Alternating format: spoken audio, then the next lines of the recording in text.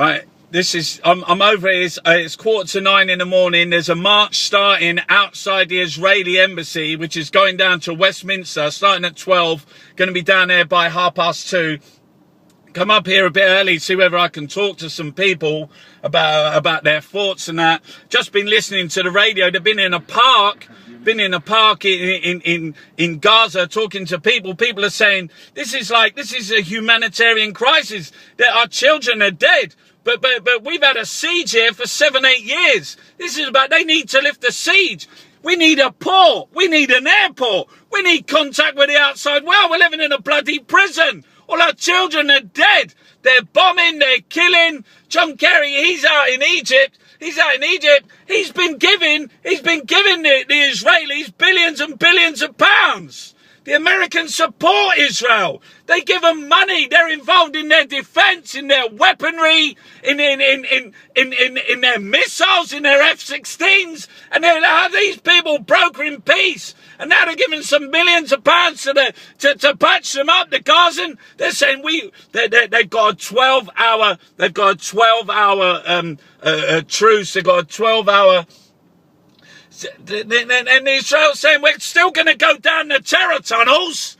Where the bloody hell's these terror tunnels? They're terror tunnels. It's because anyone who got anything to do with politics or Hamas, they got to hide. The people got to hide when they put their head up. The drones will be able to be gone.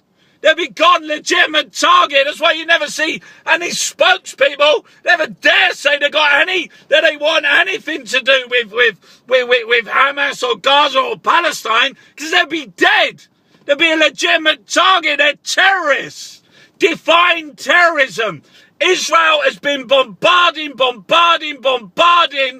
Gaza. There's nothing left. They're all dead. There's children dying. People saying, why don't they take the people out of Gaza? Why don't they get the children out? Move them into the side, get them out of there. Israel is making it a war zone. They're decimating it. It's like a firing squad. Why are they doing that? They want the people out. People now in the paper they're saying that Israel wants their oil and gas. What bloody oil? There's gas down there. That's what they're after. They want to kill the people. They're genocidal. There's people in the newspapers writing things, what this general said, what this Israeli politician said. They want them. They're calling them scum. They want them all dead. What is this? The Israeli government is out of control. It's rampant. They are war criminals. They do not care about civilians. They're just bombing it. In the middle of so we're still gonna. There's a truce. We're still gonna be flying our drones, taking pictures, analysing where everyone's moving, who everybody is. They got so many drones, so many cameras. They know every last. Can you imagine? And they're sitting there with salt water, with no water, no electricity, with no food, foraging for. Can you imagine? What kind of horrific? What kind of awful scenario is there? And the people that were talking were saying the world doesn't care about going away. We're being pummeled to bits. What's going to happen when this is fair? What's happened when we're all finished? It's like no one can do anything. That's why I keep saying we need to get to the authoritative voices. We need to stop the BBC, stop the fucking governments, stop these people. He's out brokering deals with Egypt. Egypt hates fucking Gaza. They hate the Hamas. They hate the Palestinians. The General Sisi, he's got Tony Blair as an advisor. They support Israel. They're not going to give the people of Gaza anything. They don't, even in a truce, they're still going to be in there. They're saying anyone comes near any bloody Israeli soldiers. These people are relentless. These people don't want the people of Gaza to exist. You know, until the media, until the world realizes that the House of Saud, Israel, the UK government, the US government, they don't want peace. They want what Israel wants. as long as Israel is standing on a hill, having a fucking popcorn. This isn't even. It's like a video bloody game to them. To their kids in the army, it's like a video game. They're sitting there playing. They think it's,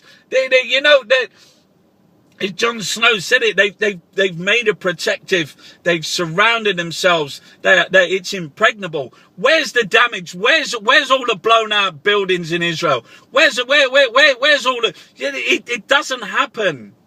Jon Snow said Israel has set up a defense to make it impregnable, so that no one, nowhere, anytime ever is going to be able. That's why they know they don't want peace, because they've built a fortress, living in a massive globe.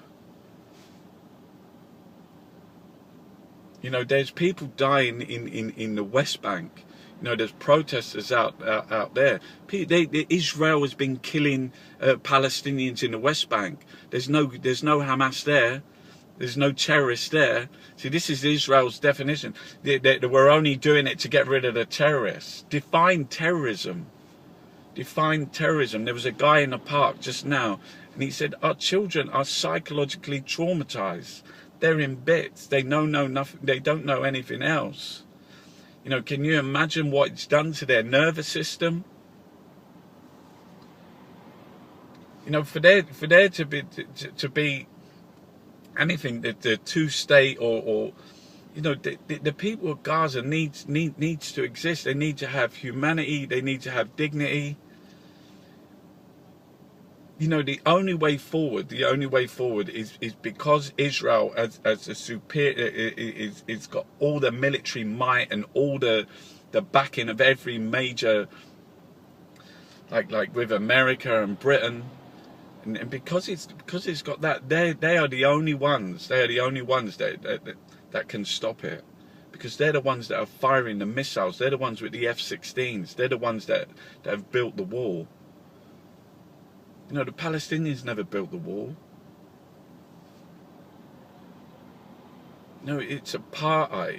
It's Israel's a rogue state. You know, the world doesn't care whether they got nuclear weapons. The world doesn't care whatever they do. You know, they have so much influence. They have so much power. It makes you wonder where that comes from. You know, I've turned up today to I'm going to go and see whether I can find some people that want to be interviewed, want to talk about. I'm sure that it'll be difficult. Some people might not want to talk to me. I always wonder what I'm doing. No, how did I get into this? How's this world like this? What am I trying to do? What I was saying about trying to get to the authoritative voices like Jon Snow, people respect him, you know, and the world's leaders look at this thing with austerity and the way our government has attacked disabled nurses, workers, the way that they work for corporations. You know, this is.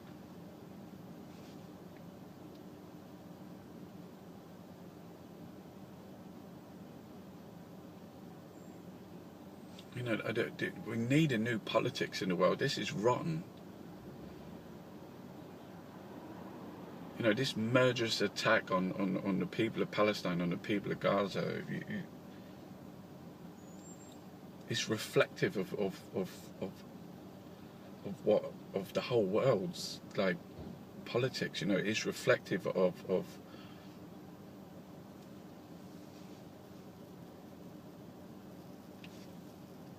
what they're actually capable of.